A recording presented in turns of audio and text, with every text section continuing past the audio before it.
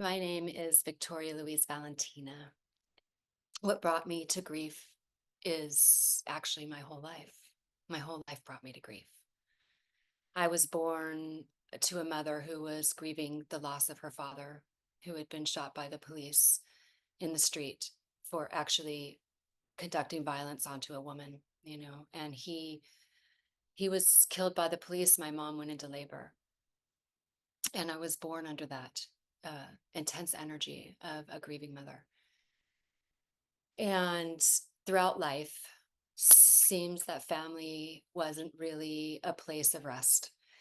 And there was a constant needing to come forward with this immense, beautiful young woman self, only to be suppressed and shut down over and over again by the reality of the world around me. Anywhere from sexual abuse to falling off a 150-foot cliff to foster care and being orphaned. So these events of my life, I did my best to keep up with and to really address as I went. And being put in foster care, they demanded, counseling and help. So I started when I was 16, really working at these griefs. But what I learned most about grief happened when my own son died in my own arms, under my own care, due to my own actions. And where that sent me and the journey that I began from that moment on was really the most serious teacher about this energy called grief that I now really truly want to emphasize and understand. It is its own thing. It's its own force of nature. It doesn't care what you want. It wants its way, and it will get its way. And like one of my favorite mentors said, you can hide from grief, but you cannot hide from the consequences of hiding from grief. And I took that very seriously. How do I help people not hide from grief? And those consequences then perpetuate their pain and their suffering even deeper. And their life becomes this snowball of heaviness. And how to get out from under that once that snowball starts to happen is not something our culture is wise in right now. We have kicked out all of the deepest teachings about pain because pain is something that we don't want. And we think there's something wrong when we're in pain. So we will medicate it, avoid it, stay away from it, move aside from it, divorce it, change our lives, move houses, do whatever we have to do to not be in that sense of pain because it's wrong. Something's wrong. And by doing that, we've given away the deepest, most profound change agent that we have in our whole life. And then there's this perpetual numbness people are living in. Why can't I feel good? Why is nothing working out? It's like this low grade grief fever that stays in our life. And so when Koa died, and I had no choice but to get harvested all the way down to the core, what I realized is that it was going to take a tremendous amount of time for one, because what I was feeling was not just his loss. I started to feel all the way back to that birthing time. I started to feel the loss of my family when I was a teenager. I started to feel the loneliness at the bottom of that 150-foot cliff while dying. I started to feel all of those things, and I got highly confused. Why all of this regurgitation of the past? And I quickly realized through a teaching from a man named Ted Wired, like, oh, grief is a whole life review.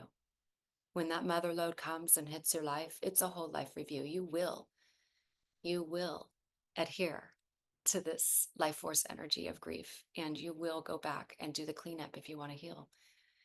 And so in our culture, we're always, why does it take so long? Why does it take so long?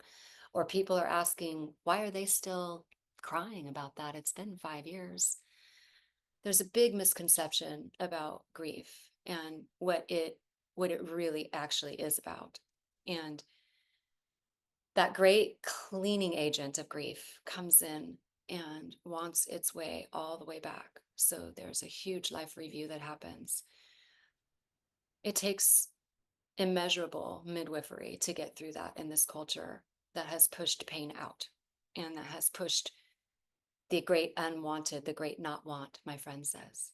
Oh, you're having another great not want.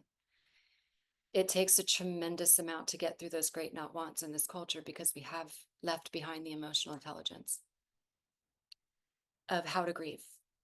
And so when Koa died and I started experiencing these major episodes of life review, I really looked around, and all I could feel in this American culture I was in was the big gray blanket, the tilted head, the avoidance in the line at the grocery store, the down gazing. Can even see people walking around avoiding me, you know, this big gray blanket. It's like I had the plague. I was this thing nobody knew what to do with. I was this thing that reminded people of their very deepest fear. Every time they saw me, they had to think of their own kids and what would it be like if it was their children. And wow, Victoria really loved her children. Victoria really seemed happy. Victoria had a husband and a house and everything was so great. If that could happen to her, it could happen to me. And the truth is that there is no rhyme or reason, and there isn't anything that keeps us safe from it happening to us. But when it does, what I'm here to share the message of is that if I can get through it, you can too. If it can happen to me, it can happen to you. If I can get through it, then you can too. I studied many different cultures. I traveled the world. I made a documentary if you'd like to see it. It's called, it goes www.rememberdoc.com. I feel at this point a true sense of how to guide what is the distillation. How can I distill down what it is I've experienced and how I got through it to an understandable place? I can't take you around the world with me and show you the Dias de las Mortes at Lake Pátzcuaro. I can't take you to the African grief ritual where they just grieve all night long, and the amount of howling and screaming and energy they move. You know, I can't take you there. I can't take you to the little hogan in the Navajo country where they teach you about how to crawl in the hut and die gracefully. I can't take you there right now, but what I can do is distill it down into what I learned cross culturally. What were the things that each culture was doing that crosses over with the other? And those things had to do with using the elements to heal, using our earth elements to heal: fire, water, air, earth. Um, there were actions that were taken in each of these cultures that seemed to cross over: washing, burning, bearing, bundling. And so what I learned is that the world outside of the American gray blanket of grief is using ritual to heal. They're using ritual, something that now belongs to just the spiritual hippies or those who are off the beaten path. And it's not true, actually. It belongs to a lot of the world except for here. We don't have rituals to heal. We don't have rituals to move through energy. And we go into process therapy, process therapy, process therapy, telling our story, telling our story. But what actually heals is getting into the senses, really, truly getting into the deep senses: the touch, taste, smell, sound. And when we wake up our senses, it brings us out of that catastrophic numbness and grief that we get under when these big events hit our life and start to sink us into this great life review. I like to teach a model, which I will be teaching in the class. It's just a simple triangle. No need to get complex about any of this. And at the top is the event that will take place in your life. And it's not a matter of if, it's a matter of when. Okay. It's not a matter of if, it's a matter of when this event will take place in your life that then cascades you down to one side of the triangle or the other. This side of the triangle is called post-trauma growth. This is you watching this right now, being interested in how to hold and unfold into your own grief process, so that when these events hit your life, you go down this cascade and you still snot and cry and eat dirt and go through all the pain. There's no getting out of that. I will never teach you there's a way around that. There's just not. Okay. But when you come down, what you hit, what your base is growth. You go into a state of growth, of enterprising, of expanding, of ideas. Usually that turns out in a giveaway, like what I'm doing now. How do I want to help others now that I've been through this, right? Post-trauma growth. Right now, I've completed my master's in trauma psychology. I'm applying for my PhD in trauma growth. I want the culture to understand this exists right here, that we don't have to go through all of our pain only to end up in a spun out state our whole life, struggling to get back. Okay. People who don't take the time to learn emotionally intelligent ways of grieving in life, or to really look at their deepest need for healing and maintenance, that healing, go down into the post-trauma stress. And when you hit that post-trauma stress at the base, you stay in a catastrophic state. Life feels out of control. You need medication, you need something, you need drugs, alcohol, get me out of here. I'm moving. I can't. I need to leave my marriage. I can't. I got to blow my life apart. I can't do this. Right? The stress and the tension and the nervousness and the anxiety, the the anguish takes over. And that then becomes the life that you're managing. I am putting together this program for people to walk through the holidays and be able to actually stay connected to their grief, as opposed to the big idea we have in this culture that somehow we set our grief aside and do what we have to do to get through. And my main message is that we don't. We don't go around grief. The only way to really, truly walk through grief is to honor it in its fullness, its full process that it asks of us. And make no mistakes, I do really want to emphasize that grief is a force of energy. It is not a choice. Grief does not just belong to death either. Grief is a universal felt feeling of loss, something that we cherish, something that we loved, something that we wanted or didn't want to have happen has happened. And so I really encourage you to come and learn in this 3-part class. We're just going to take on holidays right now, starting December 18th. We're going to look at the holidays. How can you actually honor and respect the fact that your person has passed? How can you actually make a place in life for the fact that you're a grieving person and don't ignore it or set it aside or act like it doesn't exist?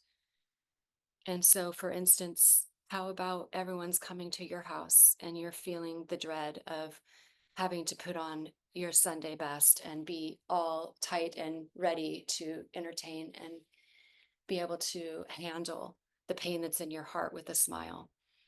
What if instead you set up an altar, not like the one behind me, just something? And you asked each of your family members to bring an object to honor that person who's passed this year.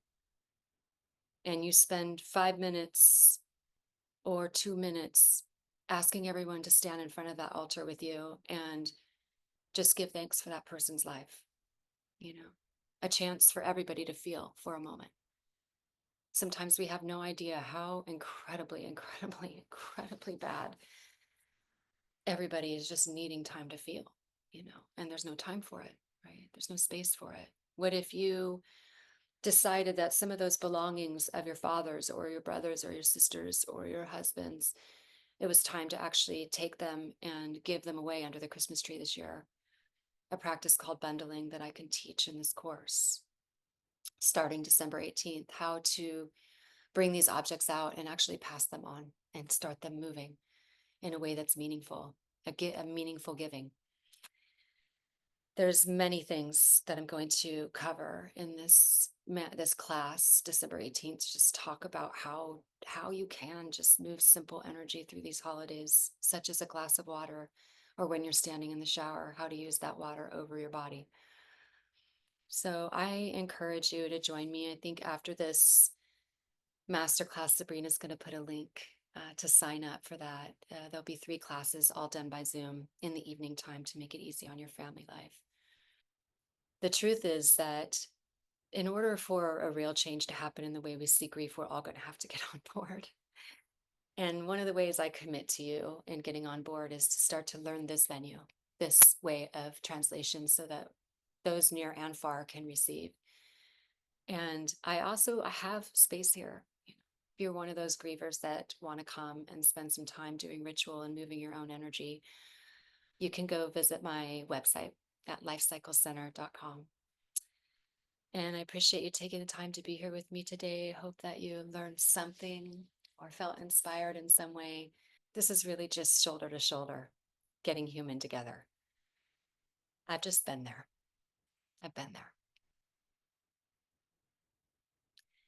Sometimes I wish I could say I hadn't been to this place or this place, but divorce, death, my own death, the death of my son, uh, children addicted, all of it. It's just been a really big journey. And for some reason, I feel blessed to say that I've landed in the post-trauma growth arena